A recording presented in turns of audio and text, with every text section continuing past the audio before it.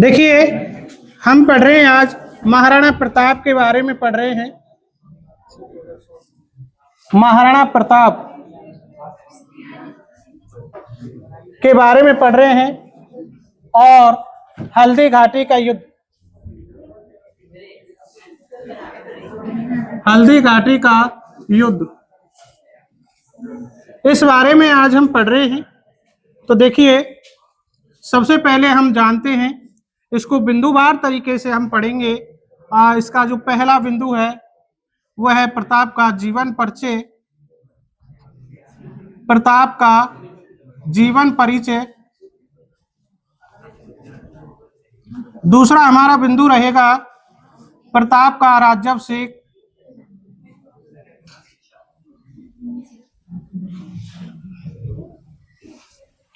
तीसरा हमारा बिंदु रहेगा कि अकबर द्वारा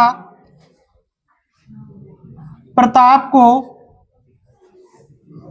समझाने के लिए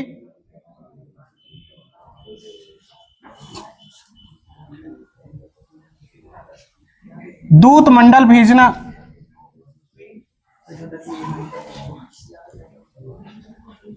दूत मंडल भेजना।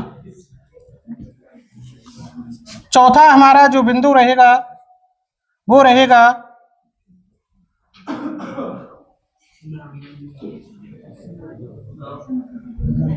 हल्दी घाटी का युद्ध, जिसमें हम पढ़ेंगे घटनाक्रम भी पढ़ेंगे हम इसके अंतर्गत, और उसके बाद होगा युद्ध के परिणाम।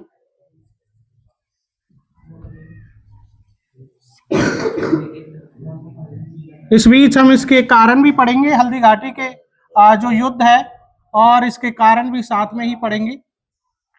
तो इस प्रकार से हम जो है क्रमवार तरीके से इसको समझने का प्रयास करेंगे।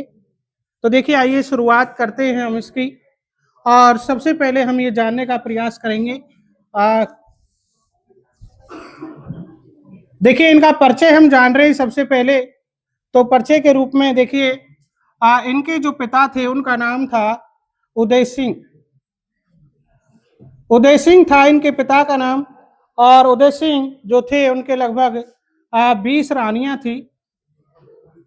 उदय सिंह के 20 रानियां थी, और इन 20 रानियों से लगभग 17 पुत्र, इनके 17 पुत्र उत्पन्न हुए थे इन 20 रानियों से। इसमें देखिए सबसे खास बात ये थी कि इन 20 रानियों से, 20 रानियों में 3 इनकी महत्वपूर्ण और चहेती रानी थी। तो सबसे पहले हम बात करें कि इनका पहला जो विवाह हुआ था वो हुआ था जयवंताबाई से। जयवंताबाई, ये इनकी पहली पत्नी थी जयवंताबाई, और दूसरी जो पत्नी थी उसका नाम था धीरबाई। धीरबाई, और तीसरी जो पत्नी थी वो थी सज्जाबाई। सज्जाबाई। देखिए, ये जयवंताबाई जो थी, इसी से प्रताप का जन्म हुआ। ये प्रताप की माता थी। प्रताप की माता, महाराणा प्रताप की माता थी ये। और धीरबाई जो थे, यानी धीरबाई से उत्पन्न जो पुत्र हुआ उसका नाम था जगमाल। और तीसरी महत्वपूर्ण जो थी सज्जाबाई, इससे जन्म हुआ शक्ति सिंह का। शक्ति सिंह। तो देखिए, जयवंताबाई जो थी ये पाली के शासक अखेरा सोनगरा की पुत्री थी। यानी जयवंताबाई जो थी ये पाली के शासक अखेरा सोनगरा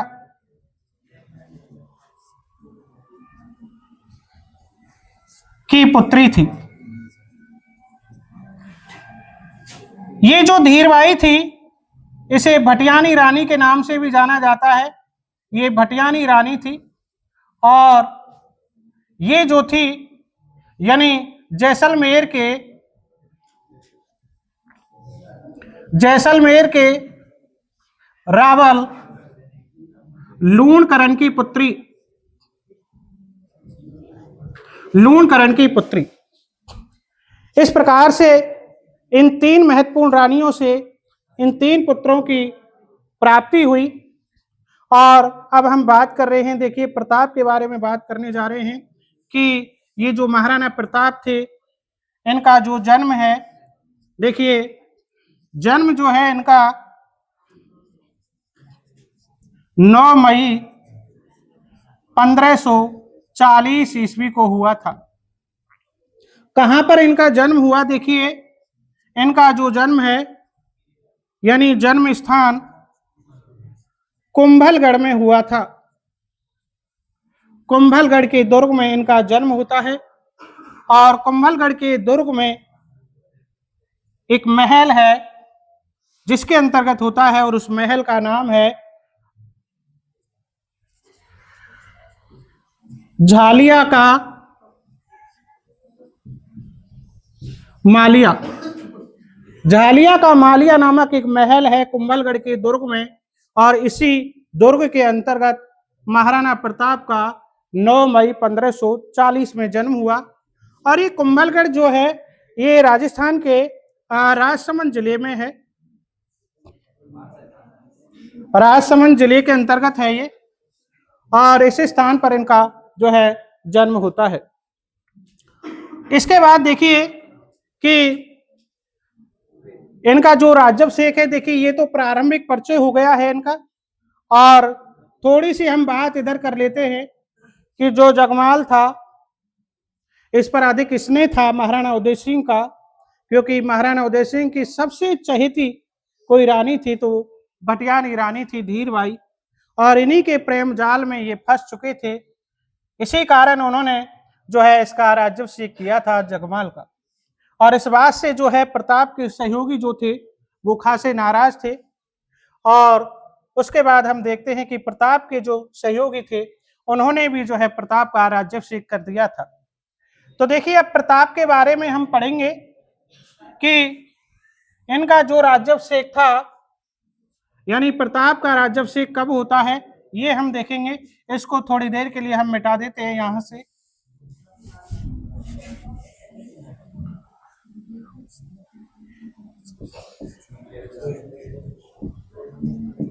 देखिए प्रताप का राज्याभिषेक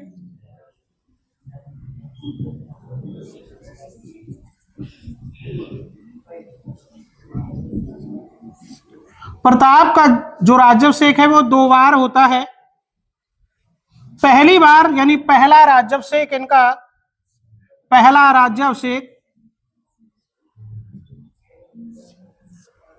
28 फरवरी 1572 को गोगुंदा नामक स्थान पर होता है। कहां पर होता है? गोगुंदा में होता है इनका पहला जो राज्याभिषेक है। दूसरा राज्याभिषेक इनका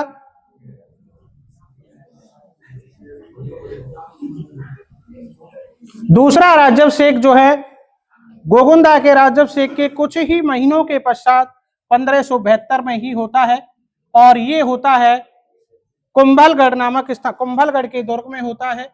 यानी कुंभलगढ़ के दुर्ग में इनका जो है वो दूसरा राज्याभिषेक होता है। खास बात ये थी कि ये जो दूसरा राज्याभिषेक होता है इनका, तो इसमें बहुत सारे जो है शासक भाग लेते हैं। और मुख्य रूप से अगर हम बात करें तो मारवाड़ के एक शासक थे जिनका नाम था, मारवाड़ के शासक रावचंद्र सेन। रावचंद्र सेन जो थे इन्होंने इसमें भाग लिया था। यानी महाराणा प्रताप के जो दूसरा राज्याभिषेक हुआ था कुंभलगढ़ के दुर्ग में 1572 में, इसमें मारवाड़ के रावचंद्र सेन भाग लेते हैं। और खास बात यह है कि देखिए ये जो रावचंद्र सेन हैं इनको प्रताप का अग्रगामी कहा जाता है। प्रताप का जो है एक प्रकार से पूर्वज कहा जाता है इनको। देखिए प्रताप का अग्रगामी क्यों कहते हैं इनको? प्रताप का अग्रगामी कहा जाता है प्रताप का। और इसी रामचंद्र सेन को देखिए मारवाड़ का प्रताप भी कहते हैं। रामचंद्र सेन को मारवाड़ का प्रताप, मारवाड़ का प्रताप भी जो है वो कहते हैं इनको, रामचंद्र सेन को। क्यों कहते हैं? देखिए कि महाराणा प्रताप से पहले रामचंद्र सेन भी अकबर के लिए चुनौती प्रस्तुत कर चुके थे, क्योंकि रामचंद्र सेन जो थे उन्होंने भी अकबर की अधीनता को मानने से इनकार कर दिया था। यद्यपि बाद में प्रताप के साथ कुछ समय के लिए इनका एक समझौता भी हो जाता है, लेकिन कुल मिलाकर के जो है इन्हें मारवाड़ का प्रताप कहते हैं, क्योंकि जिस प्रकार महाराणा प्रताप ने अकबर की अधीनता को स्वीकार नहीं किया था, ठीक उसी प्रकार इन्होंने भी जो है अकबर की अधीनता को स्वीकार करने से इनकार कर दिया था। तो देखिए यहां से क्वेश्चन कई बार उठे हैं कि किस शासक को प्रताप का अग्रगामी और मारवाड़ के प्रताप के नाम से जाना जाता है, तो वो है मारवाड़ के शासक रामचंद्र सेन। दूसरा क्वेश्चन ये उठता है कि महाराणा प्रताप के दूसरे राज्याभिषेक में मारवाड़ के किस शासक ने जो है भाग लिया था? तो किसने लिया था? और रामचंद्र सेन ने भाग लिया था। तो इस प्रकार से ये इनका दूसरा राज्याभिषेक हुआ था कुंभलगढ़ के दुर्ग में 1572 में। अब देखिए थोड़ा सा और हम आगे चलेंगे कि इस प्रकार से राज्याभिषेक हो जाता है इनका। बात ये थी कि भटिया रानी के प्रेम जाल में ये फंस करके जगमाल को जो है उत्तराधिकारी बना चुके थे। कौन? उदय सिंह, क्योंकि उदय सिंह का स्नेह था उनके ऊपर, इसलिए। और दूसरी बात ये थी कि जगमाल जो है प्रताप से छोटा था, इसलिए उत्तराधिकार के नियमों के अनुसार उसके बड़े बेटे को ही राज्य का उत्तराधिकारी बनना चाहिए था, लेकिन ऐसा नहीं हो सका। यद्यपि प्रताप बड़े थे, प्रताप को उत्तराधिकारी बनाना चाहिए था, लेकिन उदय सिंह ने अपनी भटियानी रानी के जाल में फंस करके ऐसा नहीं किया और अपने छोटे पुत्र जगमाल को जो है उसका राज्याभिषेक करवा दिया, उसको उत्तराधिकारी घोषित करवा दिया था। यद्यपि बाद में जो है जगमाल अकबर की शरण में चला जाता है और अकबर उसे जहाजपुर का परगना देकर के संतुष्ट कर देता है, और उसके पश्चात 1583 ईस्वी में जगमाल अपने साले के साथ युद्ध करते हुए मारे जाते हैं। तो इस प्रकार से जो है प्रताप जो है प्रताप का राज्याभिषेक करवाते हैं। देखिए किस प्रकार से जो है। अब हम आगे पढ़ेंगे। देखिए अकबर द्वारा प्रताप को समझाए जाने के लिए एक दूत मंडल भेजा जाता है। देखिए इस पॉइंट को हम कवर कर रहे हैं। अकबर द्वारा प्रताप को समझाने हेतु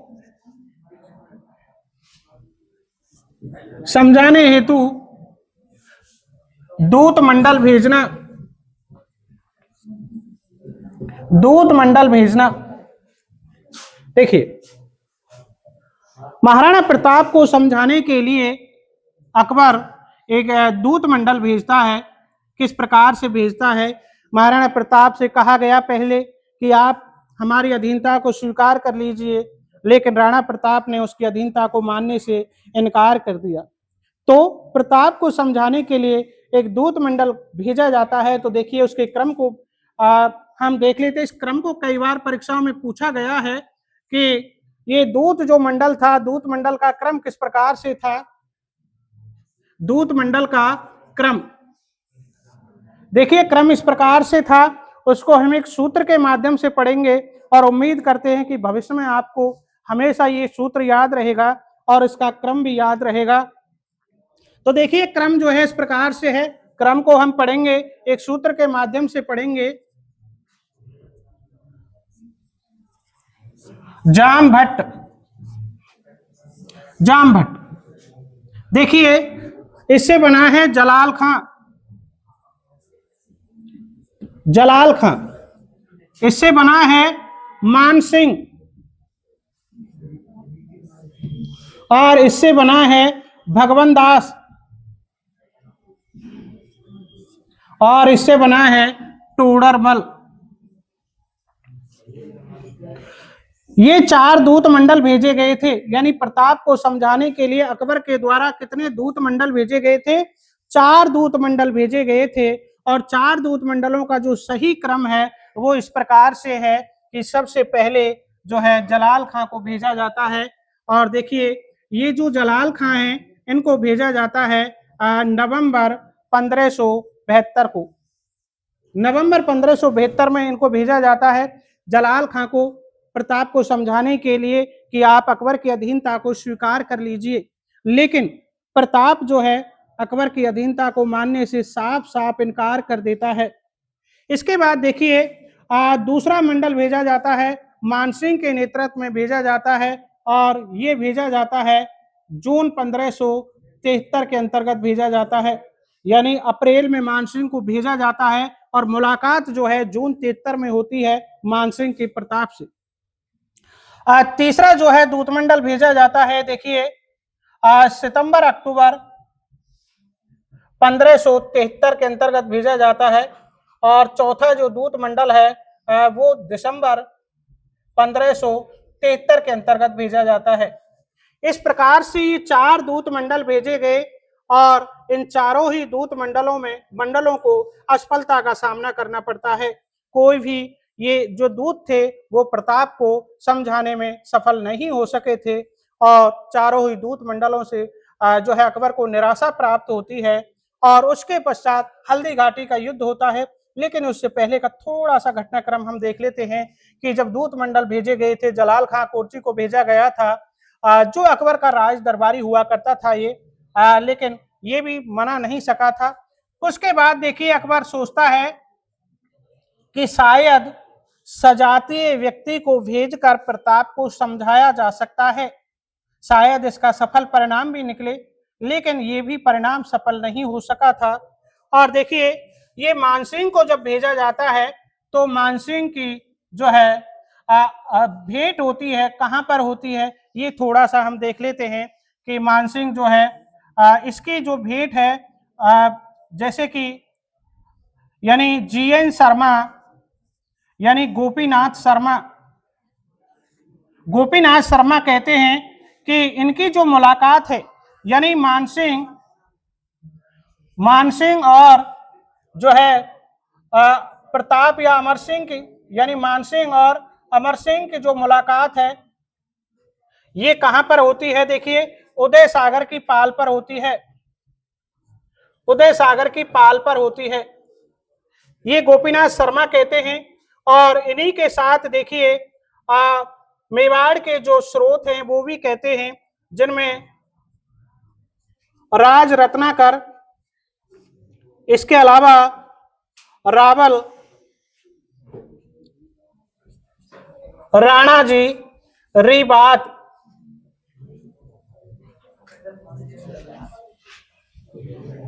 इससे भी पता चलता है। इसके अलावा अमर महाकाव्य, वंशावली,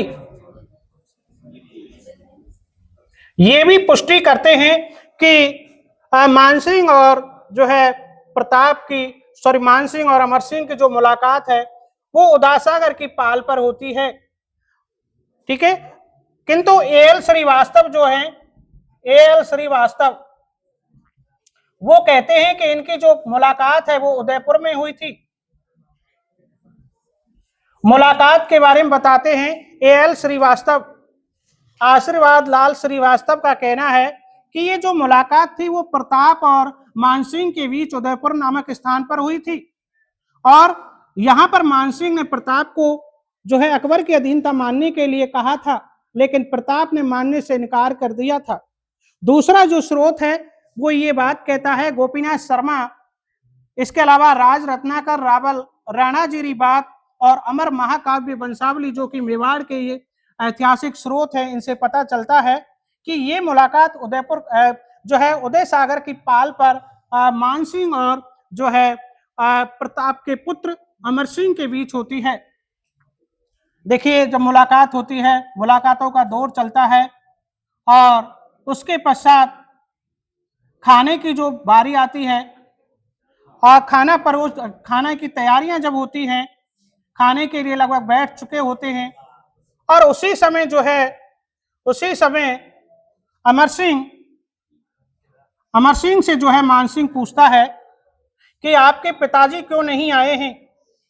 तो मानसिंह तो प्रताप का जो पुत्र है अमर सिंह, वो कहता है कि मेरे जो पिता हैं उनकी तबीयत ठीक नहीं है, स्वास्थ्य खराब है, इसलिए वो यहाँ पर आपसे मुलाकात करने के लिए नहीं आए हैं।